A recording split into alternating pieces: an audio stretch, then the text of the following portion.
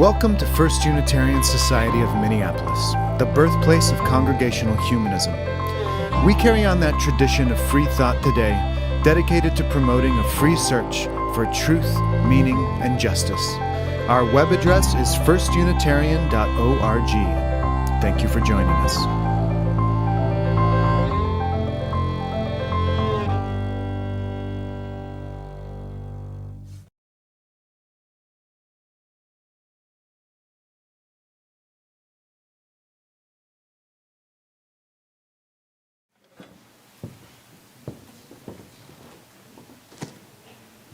Good morning.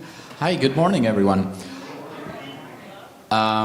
Today I'm going to be performing. You normally hear me perform on my own, but today I'm actually joined by this group that we formed about over a year ago, which is formed by my fiancée, Ada, harp, and our dear friend, Omar, with the cello.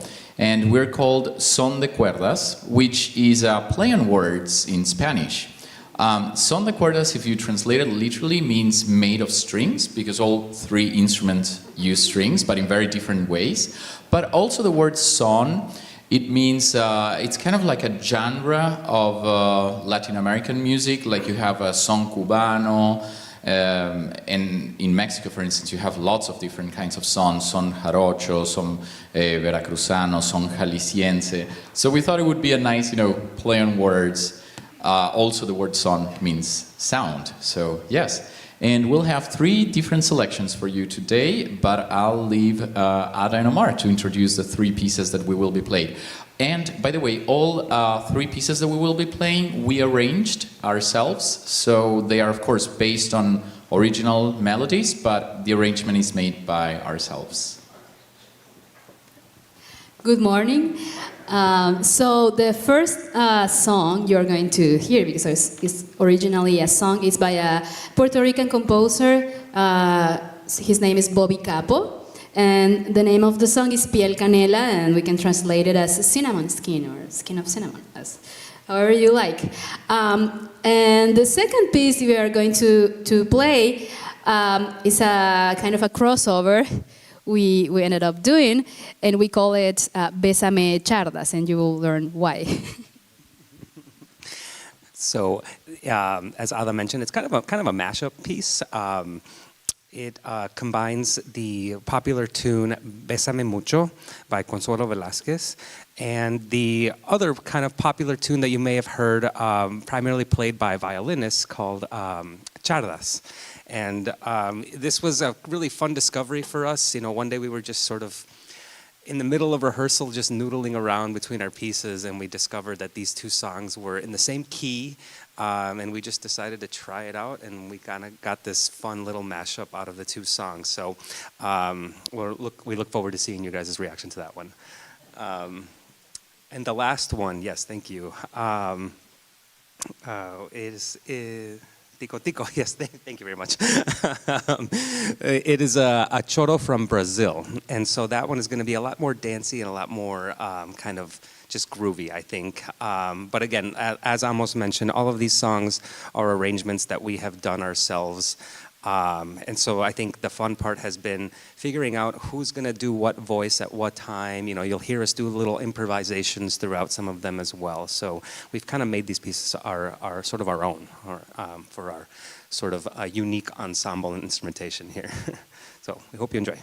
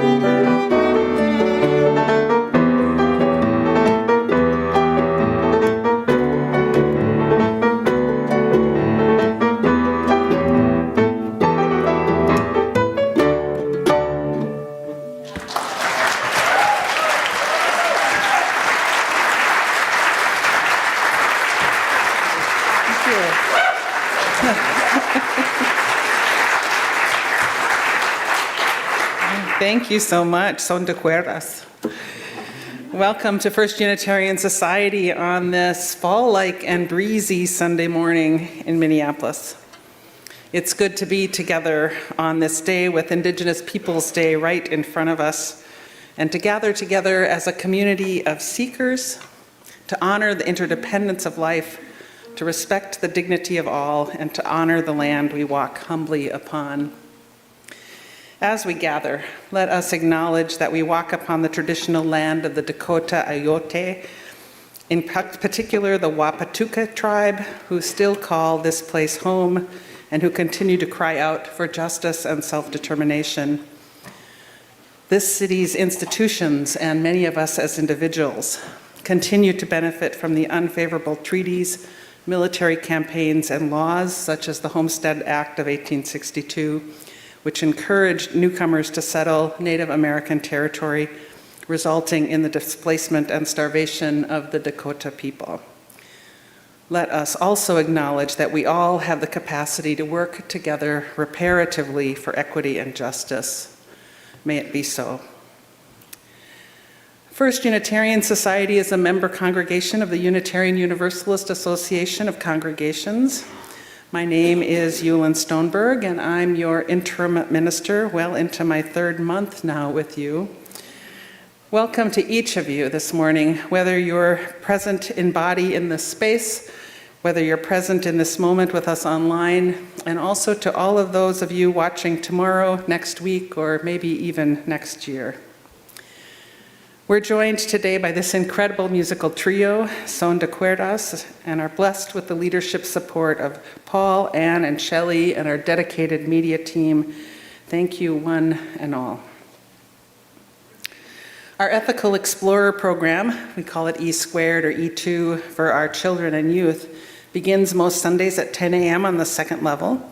And today, the Our Whole Lives program, or OWL, began for 8th and 9th graders, and they'll be meeting at 10 a.m. each week. There's a sign posted in the foyer with details each week, and of course, all ages are always welcome here in the Assembly Hall.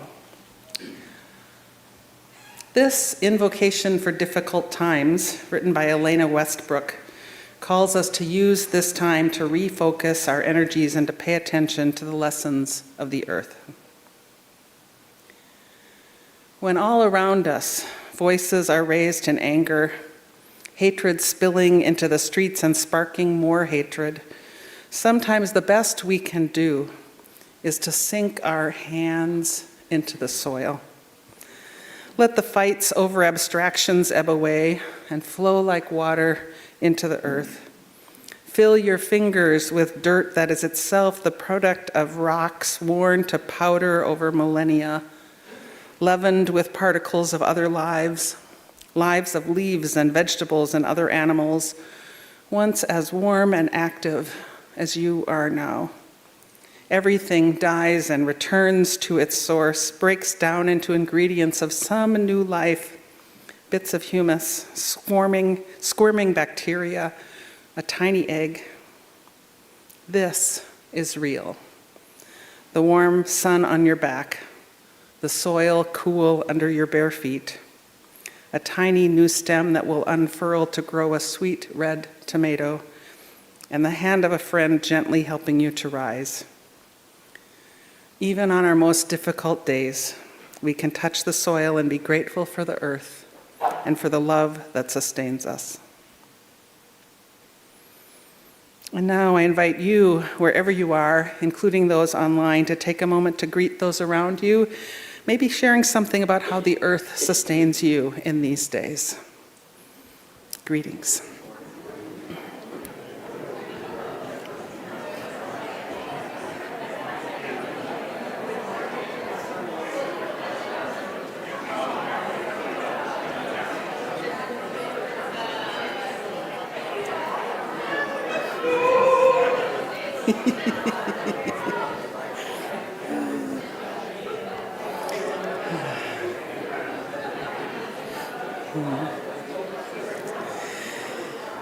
It is lovely to hear your voices, and it is Indeed, lovely to be together.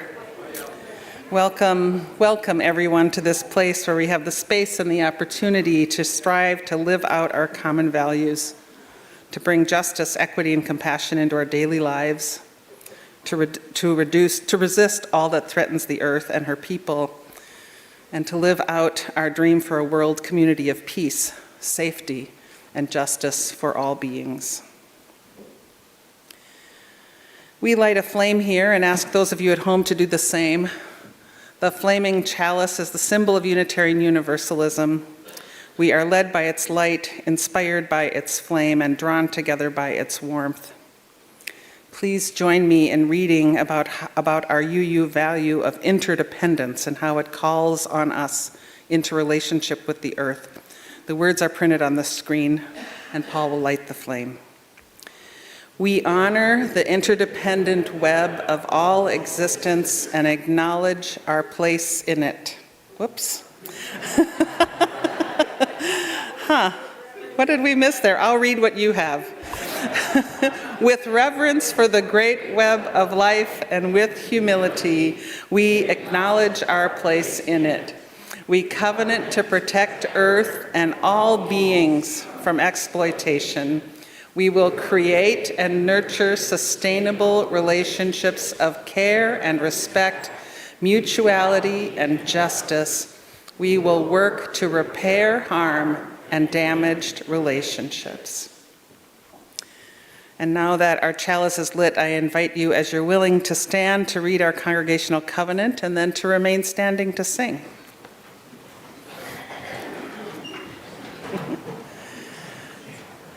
Love is the spirit of this place, and service its law. This is our great covenant, to dwell together in peace, to seek the truth in love, and to help one another. And so we're going to sing in homage to the earth and what it can teach us. This song is the same tune as something I think many of you are very familiar with, Blue Boat Home, although it's sung with a much straighter rhythm.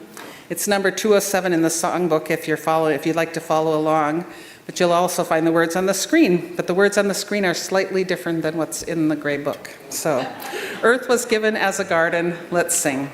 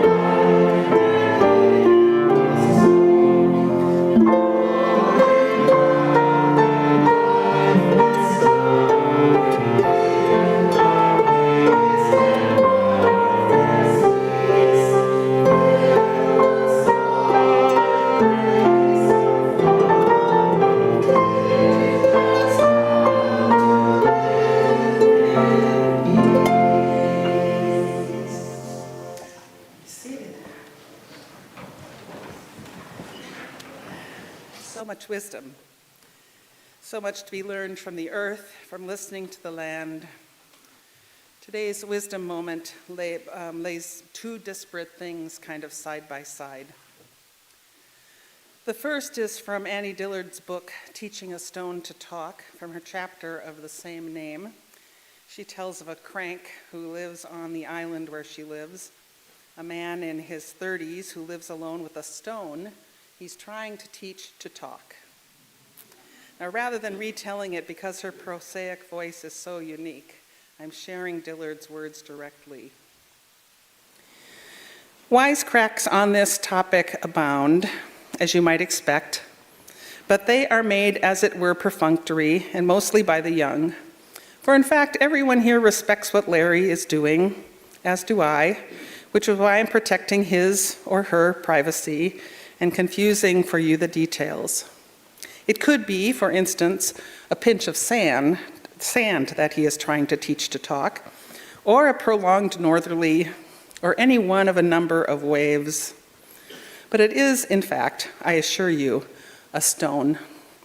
It is, for I have seen it, a palm-sized oval beach cobble whose dark gray is cut by a band of white which runs around it, and presumably through it. Such stones we call wishing stones, for reasons obscure, but not, I think, unimaginable. He keeps it on a shelf. Usually the stone lies protected by a square of untanned leather. We should be on the Teaching the Stone to Talk slide. Jacob, not that great, thank you. Usually the stone lies protected by a square of untanned leather, like a canary asleep under its cloth. Larry removes the cover for the stone's lessons, or more accurately, I should say, for the ritual or rituals which they perform together several times a day. Now, no one knows for sure what goes on at these sessions, least of all myself, or I know Larry but slightly, and that owing only to a mix-up in our mail. I assume that, like any other meaningful effort, the ritual involves sacrifice, the suppression of self-consciousness, and a certain precise tilt of the will, so that the will becomes transparent and hollow, a channel for the work. I wish him well, it's noble work, and beats from any angle, selling shoes. Reports differ on how precisely what he expects or wants the stone to say. I do not think he expects the stone to speak as we do, and describe for us its long life and many or few sensations. I think instead that he's trying to teach it to say a single word, such as cup or uncle. For this purpose he has not, as some have seriously suggested, carved the stone a little mouth or furnished it in any way with a pocket of air which it might then expel. Rather, I think he is wise in this. He plans to initiate his son, who is now an infant living with Larry's estranged wife, into the work so that it may continue and bear fruit after his death. Dillard then goes on to talk about the many ways that humans have tried to hear what mountains and groves and chimpanzees might be trying to say to us, loudly calling on them to speak to us. Now there is, outside of Peterborough, Ontario, or Nogojiwanong, where I lived for 15 years, a site that has one of the largest collections of ancient nations petroglyphs in North America. The stone is generally believed to have been carved by the Algonquin or Iroquoian-speaking people between 900 and 1100 AD, if not somewhat earlier. Today, the First Nations people of Ontario call the carvings Kinomagawakapang, meaning the rocks that teach, or the teaching rocks. The carvings represent aspects of First Nations spirituality, including images of shamans, animals, reptiles, and possibly the Great Spirit itself. Originally 2 to 3 inches deep, the 1,200 carvings were made using nice hammers, nice meaning some kind of granite hammers, to incise human figures, animals, and a dominant figure whose head apparently represents the sun, onto the soft, gently sloping walls. The rock site itself is a sacred place, and even today is a place of pilgrimage for the local Anishinaabe people. And while the glyphs are important, they are not the primary reason this site is sacred. See, there are deep crevices in the rock that are believed to lead to the spirit world. There is an underground trickle of water that runs beneath the rock, which produces curious sounds which resemble the human voice. And Indigenous people have interpreted those sounds as those of the spirits speaking to them. It's just an interesting coupling, don't you think? Trying to teach a stone to talk alongside listening to what the rocks might have to say.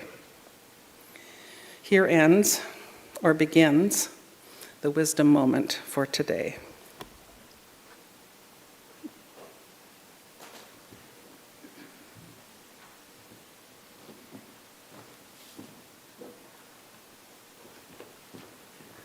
Good morning. I'm here as a member of our congregational care team. Jacob has kindly put together some slides to show us how to use the website to ask for help, communicate joys and concerns for assembly, and volunteer to help those in our community. When you go to the website, go to Community, drop down, click on Congregational Care. If you're doing this from your phone, you may need to go to the menu to find Community, and then go to Congregational Care. Next slide. You have a couple of different choices there, but click on Care Team. And then it tells you all the different things that we're prepared to do to help our community. Click on Request Care.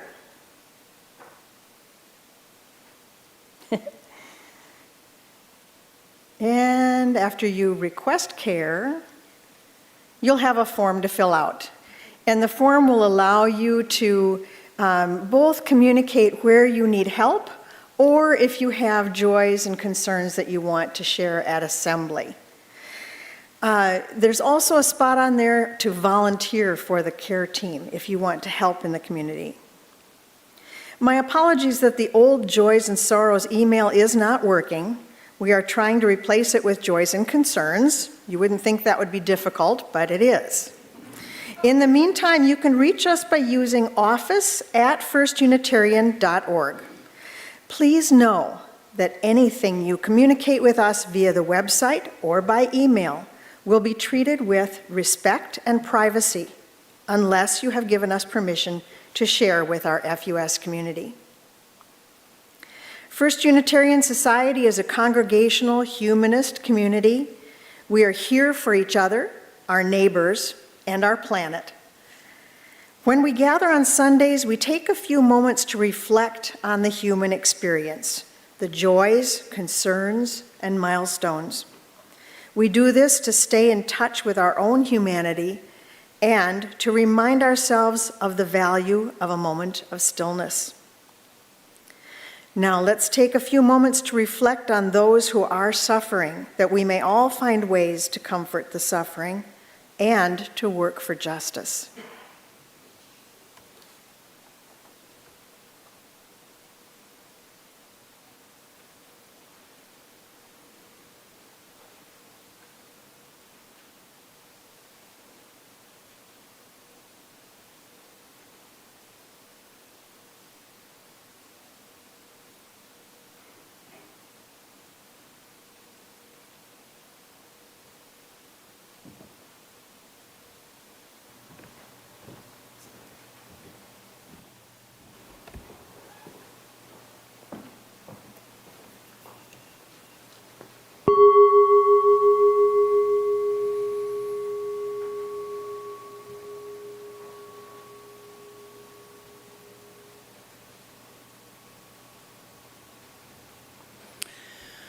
It is told that late one night in the early 1980s, Carolyn McDade was driving a friend home from a social justice meeting, maybe at the UU Community Church of Boston, a meeting about Central American solidarity.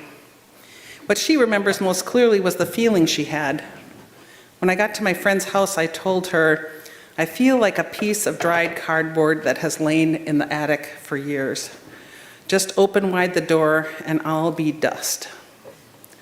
I was tired, not with my community, but with the world. My friend just sat with me, and I loved her for sitting with me. McDade then drove to her own home, walked through her house in the dark, found her piano, praying that she not drop out.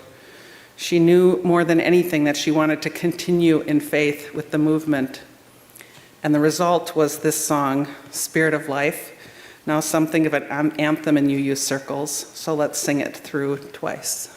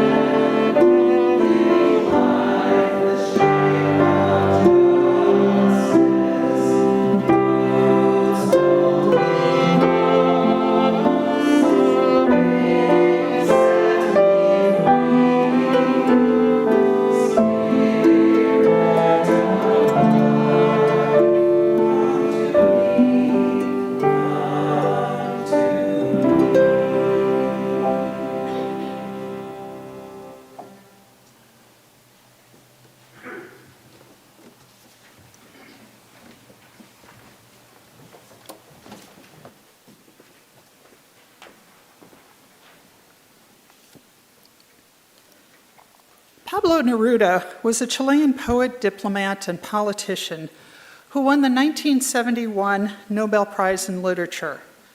Neruda became known as a poet when he was 13 years old and wrote in a variety of styles, including historical epics, political manifestos, and passionate love poems.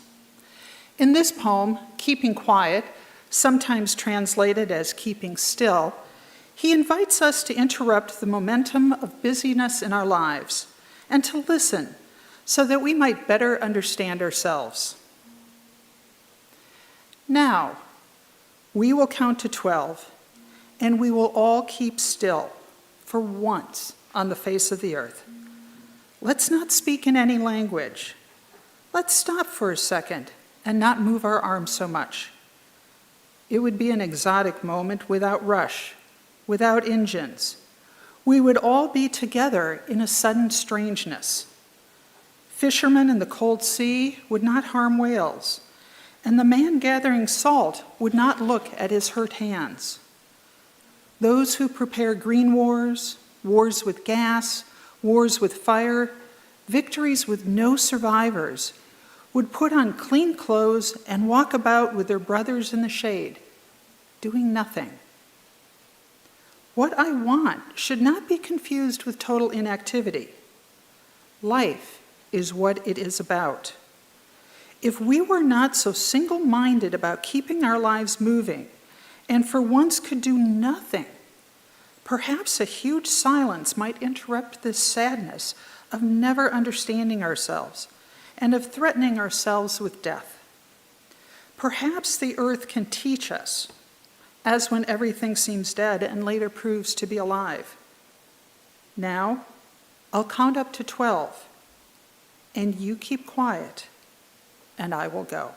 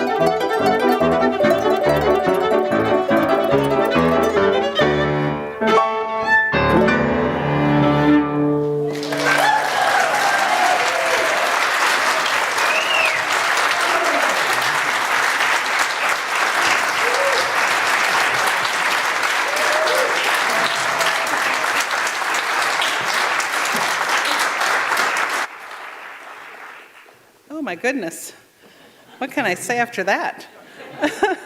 What a darn thing, that was so beautiful. Oh, I do love the creativity of the universe. I mean, I guess that's why it's called creation. And I love the many ways that we humans joyfully find meaning in our relationships. Like, I learned the other day of a group of women who call themselves the Butt Dust Sisters, which at first sounds like a terrible name for a group, more suited perhaps for a grunge band. But then I learned why they chose that name. There are several places in the Hebrew and Christian scriptures, and likely in other texts as well, that tell us that humans are but dust and ashes. From ashes to ashes and dust to dust, we are but dust. And hence, for this group of women who gather to share their life's journeys, the Butt Dust Sisters is perfectly fitting. It's a name with a powerful reminder. We come from the earth and we return to the earth. We are never separate from it. And yet, as we know, Western culture actively works to separate us from this connection and this reality, paving over landscapes, putting animals and forests into demarcated preserves, building bigger and stronger, powerful tools to try to control the environment, and even suggesting that there are qualitative differences between city dwellers and rural folks. Country, for some, is a pejorative. Our human interventions have so very clearly changed the landscape and our relationship to it. And along with these changes, I fear it has also changed our ability to listen to the land. Now, before I get too deep into this, I want to be fully transparent. You see, I feel quite inadequate to talk about listening to the land. I'm well aware of my shortcomings when it comes to being a good nature lover. The last car I purchased depends on fossil fuels. I drink soda from plastic bottles. My first impulse, even on a beautiful day, is not necessarily to go outside. I've been to a few climate demonstrations, but could have been to many more. There are so many ways I could better listen to the land and to live in ways that are less harmful. And yet, guilt and shame are impediments to change and growth, and I'll not let them stop me from learning alongside you, with you. As a people, we too often have debates about the impact of our human actions taken in the name of progress. But for good or for ill, we are where we are right now. And I think we need to have a different kind of discussion, because there's no question that human actions have impacted the earth and created unprecedented climate change. The size and scope of Hurricane Milton this last week was a powerful example, and to my thinking, evidence of harmful human impact that's impossible to refute, though many will try. Milton and Helene were also clear indications that nature will prevail. Earth is more powerful than any of us. It will most likely outsurvive human civilization, although the projectile of its future is unquestionably being changed by our existence here. So the conversation I'd rather have, and the learning I want to lean into, is about how we can coexist more harmoniously with the land we live upon, and in so doing, to improve the relatively short lives we share here together with the earth and with all life forms, rather than fighting against nature to assert control, rather than trying to get a stone to speak our language, rather than ignoring the impact of my personal actions and choices. I want to live so that we can work together reparatively for a better future for all beings, sentient and non-sentient, on this, it's our only home, the earth. Working reparatively with is to understand that the land and the water, the trees, the animals, they have a voice. And if we listen, they can be heard. Did you know that a few years ago, I think it was about 2017, rivers in New Zealand and India and Colombia were given legal rights to be granted the status of persons? Rivers were given legal rights. Such rights for the water to speak have come as a result of groundbreaking agreements or settlements with Indigenous peoples and our acknowledgement that the land, the water, will speak to us if we but listen, and that they have something to say. So how do we have that kind of conversation? The one about living and working together reparatively for a better future for all. I have to think that it begins with and is completely dependent on and inseparable from our ability to listen to the land, to know it, to connect with it, to get into relationship with it, to not see ourselves as separate from it. And who better to teach us than those peoples who've been listening to the land for millennia? Now, I do not mean to say that Indigenous people are responsible to teach us, those of us who are non-Indigenous, or that we should expect it from them. As a person of immigrant heritage, I know that I need to earn that right and the opportunity to learn from their teachings by building relationships. Still, many do generously share their knowledge through such things as books and podcasts and workshops. And those of us who are not Indigenous to this place can access important teachings in this way. Right now, I'm on my second pass through Tyson Yunkaporta's book, Sand Talk, How Indigenous Thinking Can Save the World. Now, Yunkaporta is Indigenous to Australia. The worldview he shares is both unique to that place and deeply compelling. He writes, "Many of us have been displaced from cultures of origin, a global diaspora of refugees severed not only from the land, but from the sheer genius that comes from belonging in symbiotic relationship to it. In Aboriginal Australia, our elders tell us stories, ancient narratives to show us that if you don't move with the land will move you. There's a pattern to the universe and everything in it, and there are knowledge systems and traditions that follow this pattern to maintain balance. But recent traditions have emerged that break down creation systems like a virus, exercising a civilizing control over what some see as chaos. The Sumerians started it, the Romans perfected it, the Anglosphere inherited it, the world is now mired in it," unquote. And from this introduction, he goes on to share stories and tales that teach and reaffirm that reality that we can live in symbiotic relation to the land. And one such story talks about stones and about how his culture tells of Uluru, a stone at the center of their continent's creation story. Now, this story and its teaching leads to a humble knowing that there's no difference between you or me, a stone or a tree or a traffic light. And so, Yunkaporta says, we need to begin by examining rocks who have learned things over deep time. Because somehow, patiently sitting a while with rocks, we learn that we are not greater than anyone or anything else, and they are not greater than us. We're no greater or less than a rock. And coming to the realization that we, be that human, sentient, white, or any other combination thereof, if we come to realize that we are not that special, we could finally be happy. We don't teach the stones, they teach us, if we listen. So there are two layers to my reflection today. One is that in listening to the land and building a better relationship with it, we humans will do less harm. The other is that in listening to the land, we ourselves will be changed and could internalize our deep but dust oneness with the earth itself.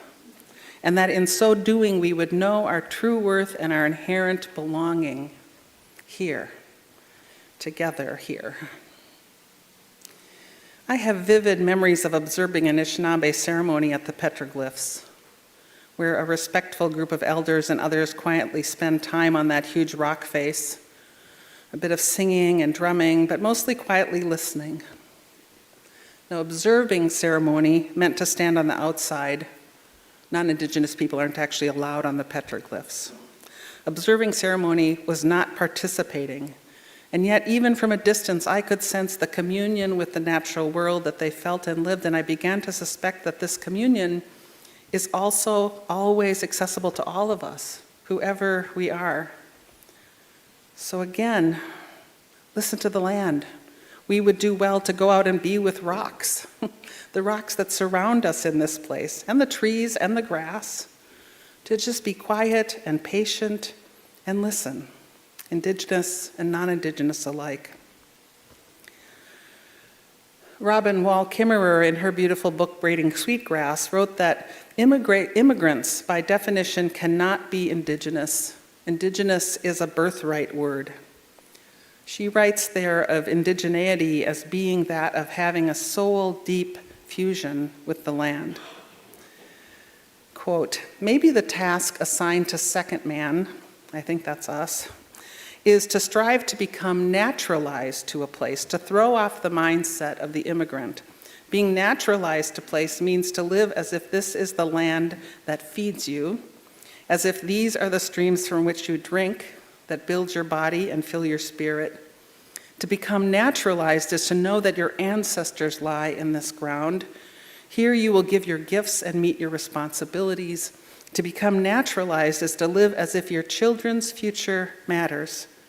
To take care of the land as if our lives and the lives of all our relatives depend on it, because they do, unquote. To live as if this is the land that feeds you, as if these are the streams from which you live and you drink.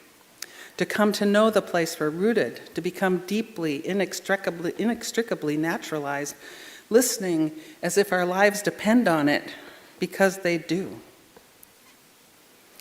How can we each become naturalized to this place? How can we cultivate our relationships to this place, to home and to community? You know, what would it mean for us to work and act from a sense of deep home?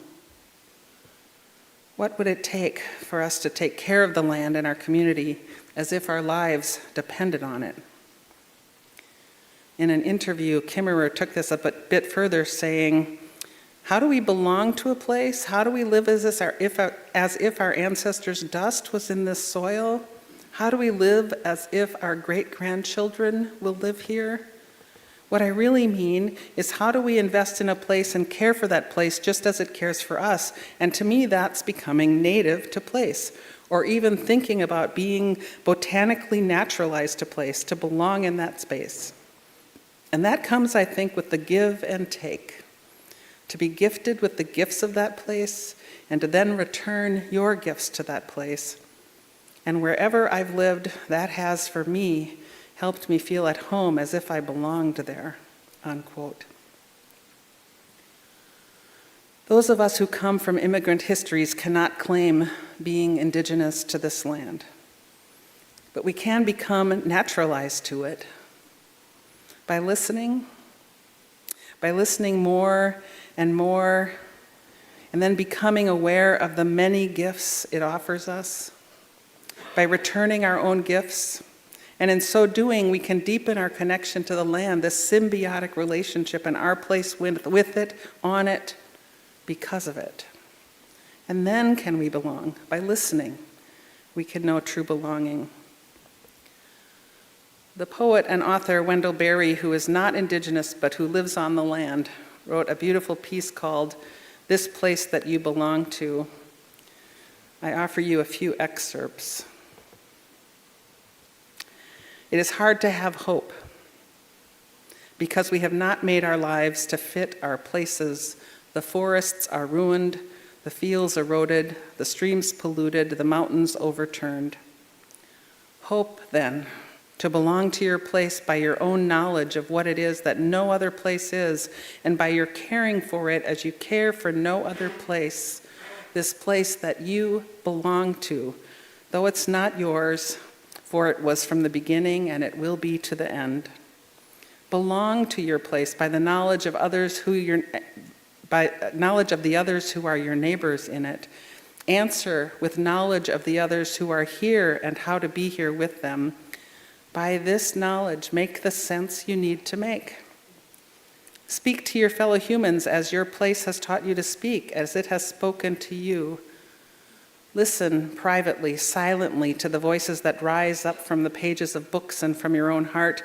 Be still and listen to the voices that belong to the stream banks and the trees and the open fields.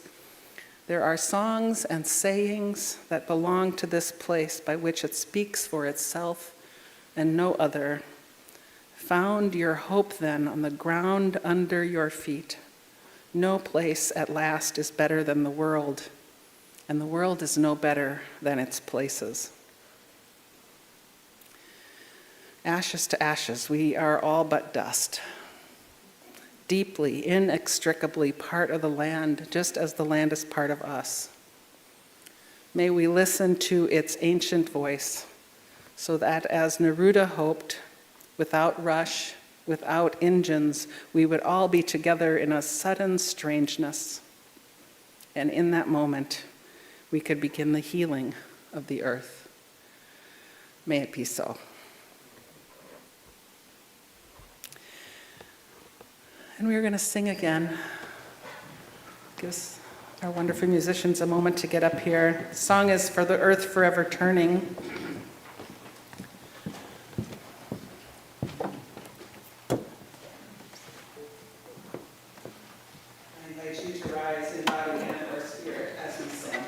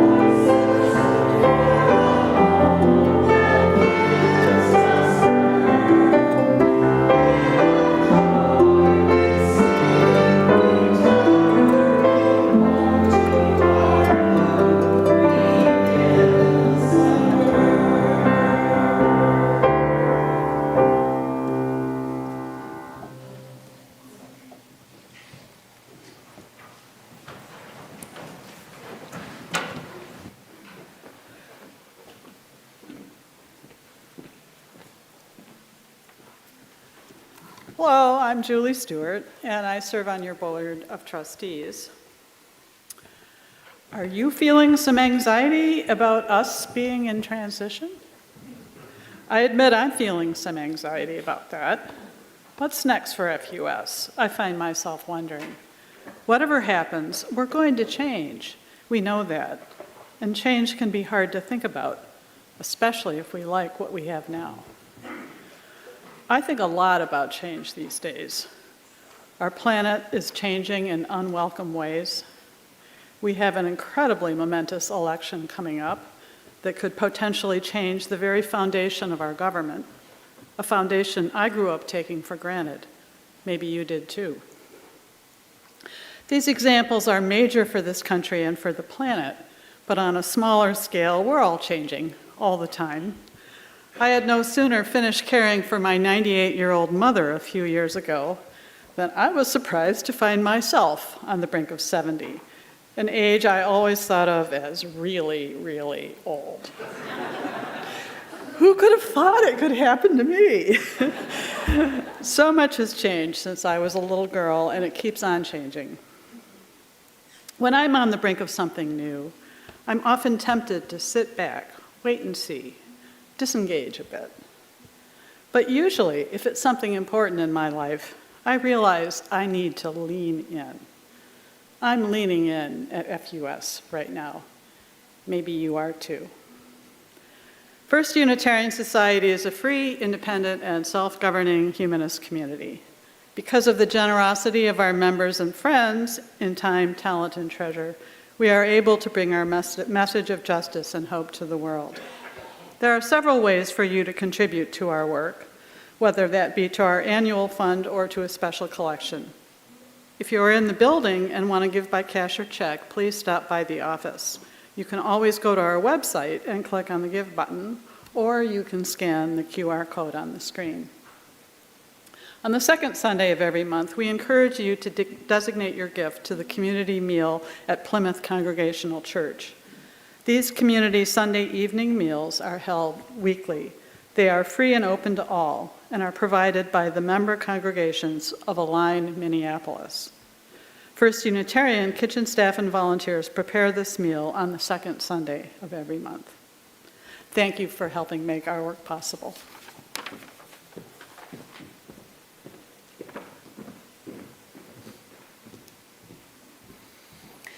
Thank you, Julie. I have a few, maybe a few too many announcements. First, I'll tell you that you have the opportunity after the service today, create your own yard sign. That is a way to take a stand for what matters to you. There's a little example of them here, and you can write what you like on them, and they're erasable. There's a table outside the lower assembly hall to do that. Then, there was a great turnout for the chili cook-off last night. For the second year, Sam Carter's chili was the favorite. And there was a tie for second place between Martha Hardesty and Nasser Pouladian, I hope I'm saying that right, and the Weiler family. Thanks to all who made this event possible, including our membership director, Suzanne, the kitchen crew, the musicians. It was a great evening.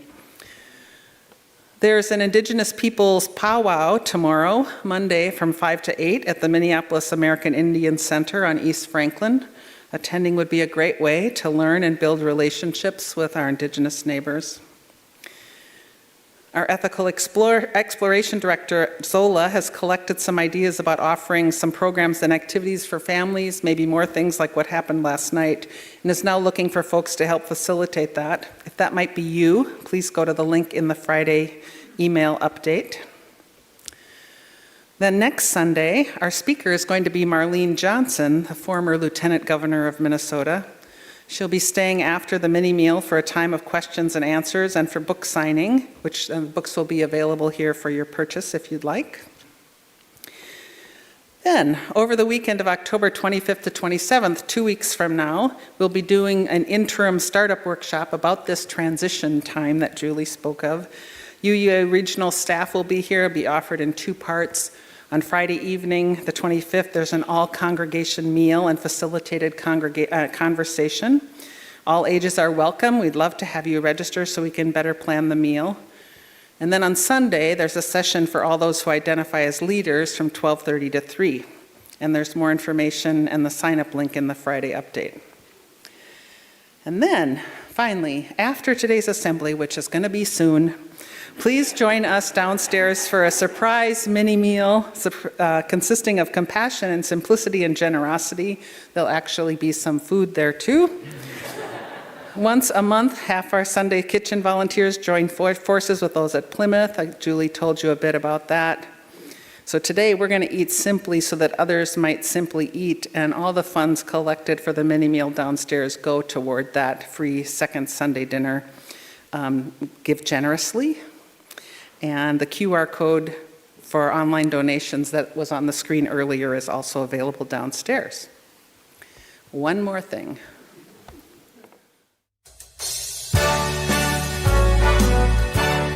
Looking for something to do Saturday evening, October 19th at FUS? We have a deal for you. Mark your calendar now for our 3rd annual Coffee House Cabaret. This will be another fun evening with entertainment by members of the FUS community. You may also get your just desserts, served up by Dave Lessler and his crew. If you are interested in performing, you will need to sign up by Friday, October 11th. Just go to our website and look under the music tab. So be there or be square at 7 on October 19th. Admission is free, though donations for the desserts will be gladly accepted. Maybe I'll see you there.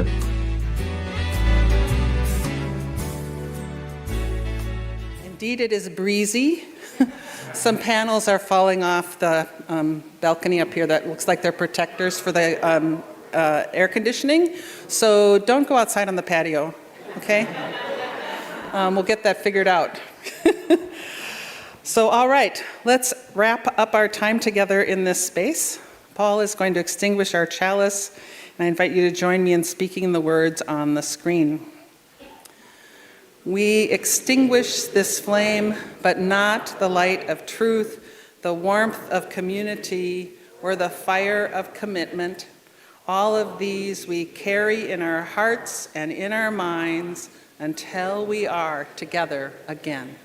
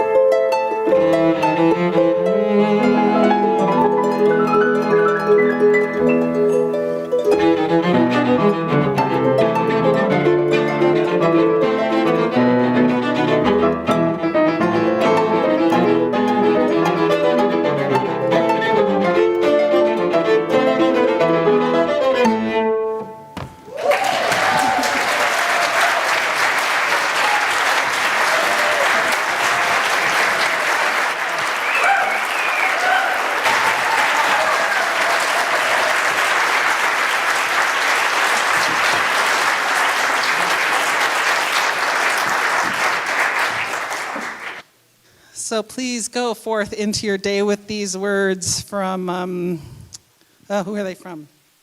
Oh, Roskay. They're from Roskay.